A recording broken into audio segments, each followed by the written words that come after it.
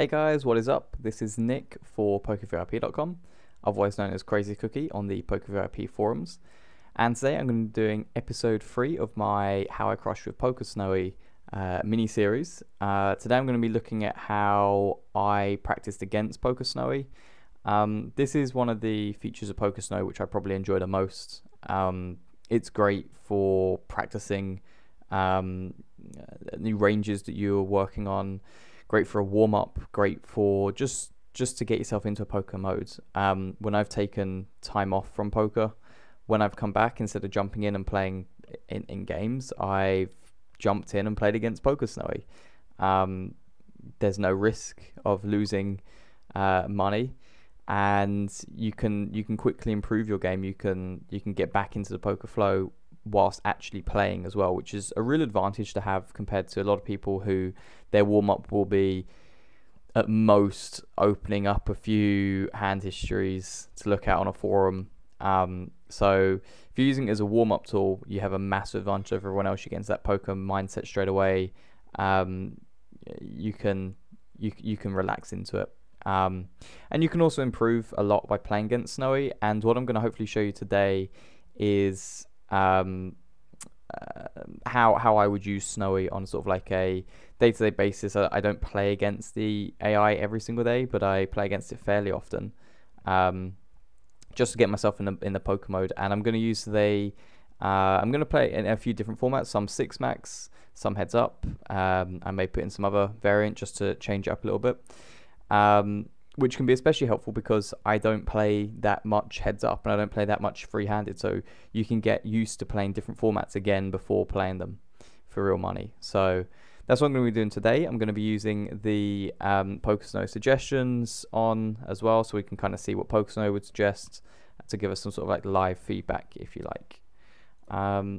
So yeah, so welcome back to PokerSnowie. This is the screen we left at last time. It's like this is how you open up a challenge. You click on the challenge bar. You can choose how many players you play against, between 1, which is heads up, all the way up to 9, so a 10-handed table. I'm going to start with 5, which will be a 6-handed table. I'm going to play a cash game with an automatic rebuy to 100% because that's typically what I would play online. At stake level, you can change it as well. We could play 5-10 if we want to. We could play 100, 200. I'll leave it at 50 cent, $1, or 51, whichever.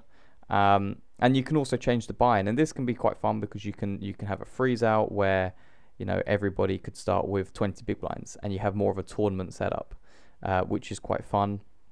So you can play a lot of different varieties. You can practice short stacking, where everybody has 30 big blinds. You could practice being 200 big blinds deep. So it's a really cool tool. To start off with, I'm just going to play an orbit or so of 6-max. And sort of like a standard situation I've been, and we're going to put on the real-time evaluation on. You can open up to 2 tables.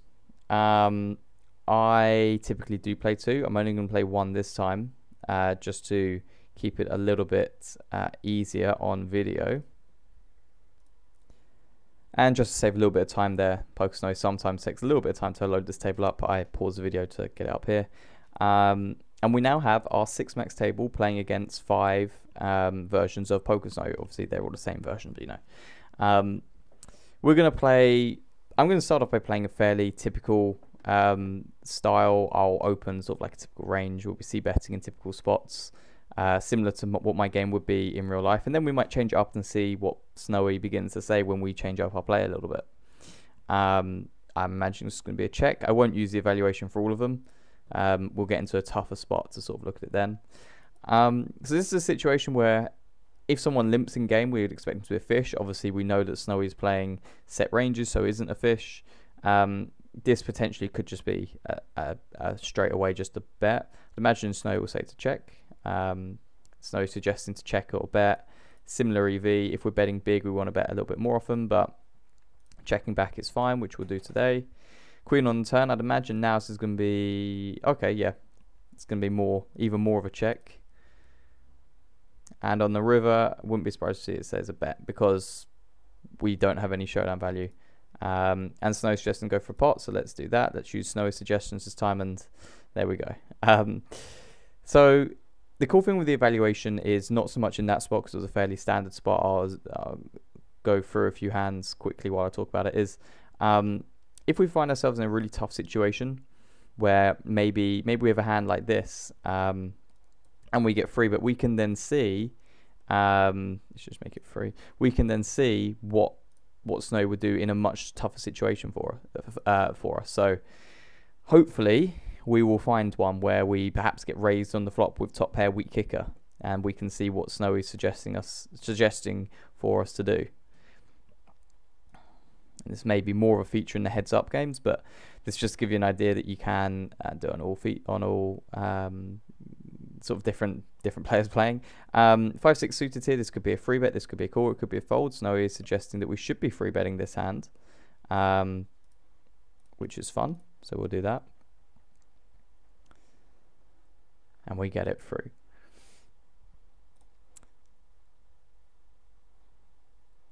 So a big thing that I do when I'm playing against Snow in these kind of situations is I actually open up other software, which you may have seen some of my other videos, where I will begin to look. Okay, so it's saying cool here. Where I begin to look at my range and how I would play different parts of my range, how I could potentially polarize it, or polarize my betting range, betting bigger with certain ranges, betting smaller with certain ranges. And when you do that, you begin to get a much better idea of how your range is on certain boards. So in this situation here, we could open up Combinator, PokerSnowie, whatever, and begin to say, okay, well, 4-5 here is in the middle part of our range, so therefore we can call it. Obviously, really super easy example. But in a situation here where we have pocket fours, for example, we may begin wondering whether we should be raising that or slow playing it, and we can then see how many semi bluffs we can potentially have. We'll have like 5-7, 2-3 suited maybe, 7-8. With all those combos, you can begin to work out, okay, if I'm raising all of those semi bluffs, maybe some hands with some really strong backdoor equity, like I don't know, 8-9 of clubs, we can then very, not quickly but comfortably, begin to work out whether we should be raising 4s, 6s, ace-6 and ace-4 as value as well. And it's a really cool feature, or really cool way of studying, because you then get into a situation where you're thinking about your range and how different hands of that range should be playing. And over time, you begin to get in situations here where if I had pocket fours, I would probably be in a much... I'd probably be very comfortable with my decision and would be saying that I'm raising enough hands here that I can put fours in as part of my value range without having too many value hands or too few value hands. We'll check what Snow says. Is Snow suggesting to call? I wouldn't even hate a raise here when he makes it so small. Our hand is super vulnerable, although that's quite a nice turn, so we'll call again. And for those of you who've used Snow before, you may have noticed there that Snow was using the quarter size pot sizing. It's something that I mentioned in the first episode, and I think it's a really interesting and cool feature that Snowy have added. It brings a new dynamic to the game. Before, it was like half pot, or all in, and you kind of you didn't feel when you were playing like, oh, there could be it could be like radically changed. But introducing this quarter size pot, I'd love to see them put in like a 3/4 size pot now, or 2 times pot. Really just expand it out. It gives you a lot of different situations that maybe at the moment we're not facing. When we're playing, we're not facing too many quarter-size pot bets. We're not facing many 2x pot bets if they had that button. But over time, that is where a lot of the people studying game theory are looking at. They're saying, well, we can be making these tiny bets and be crushing players when they just don't know how to respond to it. So this is giving us almost like a little bit of a head start on those.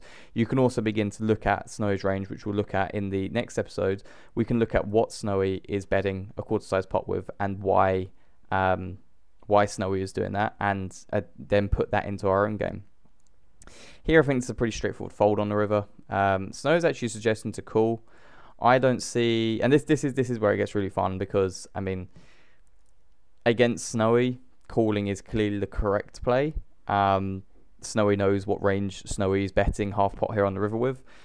In game, this would be a very easy fold. So in this situation here, I would probably, if I'm playing in a game, I'm going to fold or raise. I don't think my opponent here has too many 2-pair plus combos. So I'm putting them on an ace at best. Maybe a hand like pocket queens is now sort of like blocker betting the river if I was to be playing this.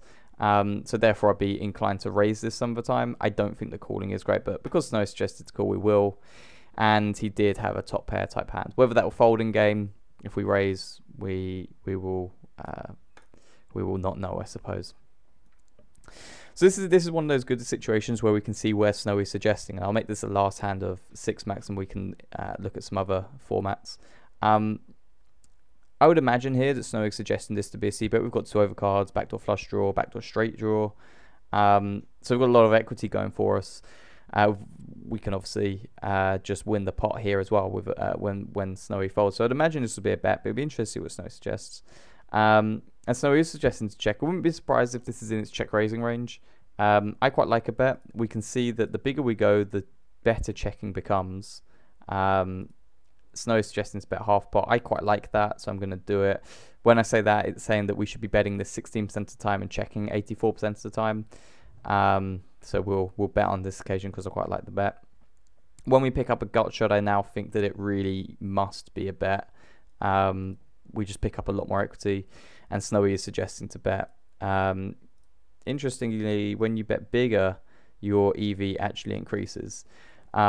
The reason Snowy isn't suggesting to go for the max EV play here is because when we've taken this bet line, we're going to have potentially more hands in our range that are checking the turn, so we need to include some of these kind of hands to check the turn with as well.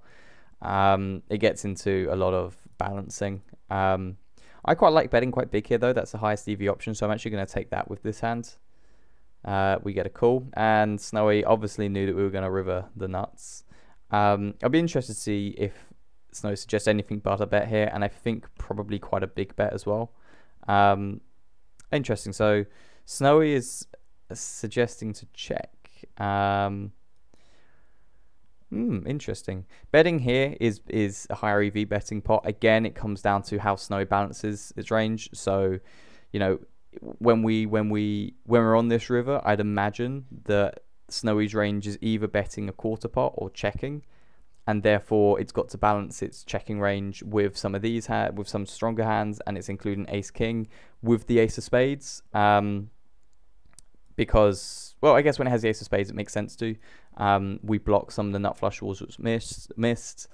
So we're going to get less hands that are folding, so we might get some more value bets. But then again, when we have the ace of spades, we've got villain's going to have less flush draws to check with. So obviously, Snow would be check raising this. I quite like, again, the bet in one pot option. Shoving actually has the same EV. I'm going to go for a pot size bet. It is the highest EV play here. Snowy has 10 queen. Does Snowy bet that on the river? We can find out. And we can find that out in the next episode, actually. I will include that in one of the hands to use as looking at the ranges. That'll actually be a really interesting one. So that's great. I'm going to close this for the moment. Yes, we really want to quit this cash session. We're already up $50, so that'll be, or $40, that'll be great. And we're now going to put in a different scenario where we're going to play heads up short stacked. Something I've never actually done. We do have the rebuy option to 30 big blinds, so you know, I guess it's like a cap table. Actually, we'll put it to a cap table. So 30 big blinds, so it's, yeah, 30 big blinds is cap, just a different sort of environment. And let's actually make it heads up, not freeway. And this is a great example of getting in situations where we don't, where we have something different. This is not something I'm necessarily going to be playing all that often, if ever. But if I come up against a fish who keeps rebuying to 30 big blinds, I'm going to have this kind of situation. So, you know, it's fun to experiment with, and I'll play a few hands here and see how Snowy adapts and how Snowy plays differently. I'd imagine here Snowy's only going to be playing hands which it's happy to go all in with. Be interesting to see how often it's limping as well. Here I think we're just going to be trying to get the money in. I won't go too much through my thoughts on any of these sort of hands. I'm just interested to see what Snowy suggests. I quite like the half pot option, so we're going to go with that. And here I would now, to be honest, be looking at how can we get stacks in. If we bet 8 on the turn here, it's going to be 24 on the river with less than pot size bet behind. So we can make it about 6 here, and we'd then be left with a pot size bet behind. So let's go with that.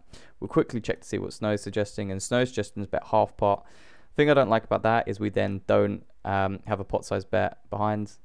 Snowy now uses the quarter size pot button on the flush river. I think we have to call this.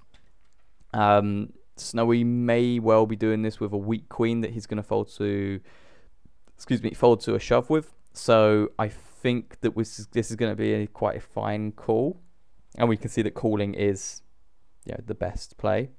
Wouldn't be too surprised if he calls it, if he turns up with a ace 5 or a flush. It shows queen 3, so that's fine. So we're the fish this time, rebuying to 30 big blinds. So yeah, something could be different. I'm surprised Snowy didn't check raise the flop there, actually. I think that would probably be preferable in game, certainly. But yeah, I won't go through this hand, but another hand that would be relatively interesting to see what Snowy does on the flop there. What hands it's check raising. It's king 4. I'm probably going to go with a strategy here just for the moment of raising every single hand in this spot, which I think is a fairly standard way to approach a first heads up game. Snowy is suggesting to call a lot of suited hands, and this is where it's going to get really interesting because I don't play heads up, so it is going to be interesting to see how it's different. I can't imagine it's going to be anything but a bet here. Yeah, and pot as well. Okay.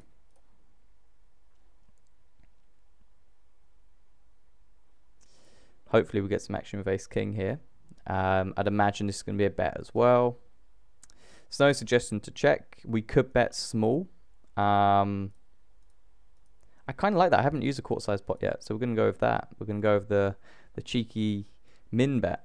We don't pick up any equity here. We have still got a gut shot, so I do quite like barreling. Although in heads up play, I'd imagine Snow is going to be calling with a lot more one pair hands, at least on the turn. Then we have to barrel, and it's not going to be very fun.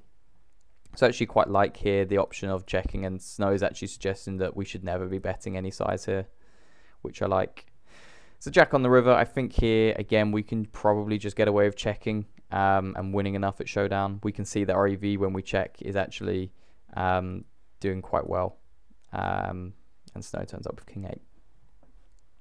So we'll play a few more hands heads up, and then we'll play one more scenario because I want to play deep as well. Maybe a four-handed deep table. Change the stakes up as well, make us feel a bit bigger as well. Okay, if this isn't a good hand, we'll leave it. Okay. So for one final little experiment, we're going to play 10-20. It's going to be 200 big blinds without, there has to be a cap. Okay. So this, I guess, would be more like a live game. 25-50. There's only 4 other people who want to play it. Obviously, playing as a PokerSnowie, playing a style of PokerSnowie may not be great live, but it's interesting to at least play out the scenario, I suppose. And again, this is not a situation which many of us are going to be familiar with. Playing 200 big blinds deep, four-handed. It's not something that we will find ourselves in all that often. Snowy will begin free betting a lot more. It's nice suggesting to call, which is fine, I guess. We flop a couple of backdoors. I would imagine here that Snowy's going to continue with this. Wouldn't hate a raise. Okay, we've got a fold. I'm going to throw in a raise just to see what happens here. We get a call. It's an interesting turn. We obviously now call against the quarter-sized pot, or we can raise, of course. But I like the call. And then on this river, I'm really interested to see what Snow does. And this is where it gets fun. I mean, this is making our study fun. Getting into, well, what is Snowy doing here? What's the best play here? I'll make a bet because Snow is suggesting we can do that some of the time. It's Queen Jack. Man, we had him. But yeah, so this is, like I said, it's a great tool to be playing against Snowy. I'll kind of just play a little bit more without talking too much about the hands now, just to sort of exercise the tool a little bit, I suppose. And the cool thing is to try and play in styles that will be really different to Snowy. Try and get the better of Snowy, if you like. So we 3-bet King 9 here, for example. And can we go for a really blasty strategy? And see what he does. We can then get a feel as well if we're playing super aggressively. At what point do we say, okay, this is an aggressive style, that a super aggressive style, which is going to be profitable in real life, but maybe not against Snowy? And you can then be in a situation where we could play super laggy for, say, 2,000, 3,000 hands against Snowy, and see how Snowy is adjusting against it, or not adjusting, but obviously how it's working out the best way to play against the super laggy play. And then when you play against a laggy player, you can then have that information on your sides. Oh, my bad. Let's get that back up.